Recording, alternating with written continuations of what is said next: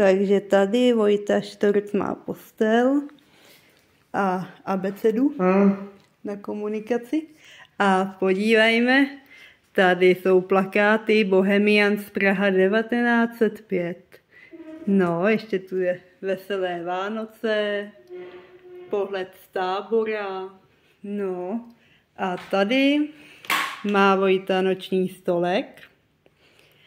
A tamhle jsou dokonce plišáci. Já to obejdu asi, protože vidím tam obrazy pěkný. Jen se můžeme všichni podívat, jaký tu jsou krásný obrazy. A tady je výhled ven. Hezky takhle na zahradu. Pěkný. No, tady jsou teda skříně. Podívám se, že tady je nějaký stroj. To je na nějaké cvičení asi. Aha, tebe ukážu taky. Tady je Vojta. A podívám se, tamhle je další okno.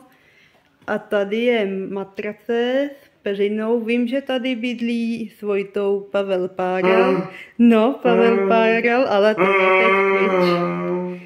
No, Pavel je pryč, tak to tu máš, Vojtí, zatím pro sebe. Tady jsou skříně, koukám. Umyvadlo. Prostě na hygienu. Zrcadlo. Tady jsme teď v zrcadle a v neposlední řadě televize. Opravdu krásná a taky tablet. No, tady Vojta může koukat na telku, protože to má takhle u postele. Takže to je fajn. A tady jsou i věci různý a je tam, koukám, velká žirafa. No, takže je to tu opravdu nádherný. Tady je i kufřík. Takže to je fakt pěkný.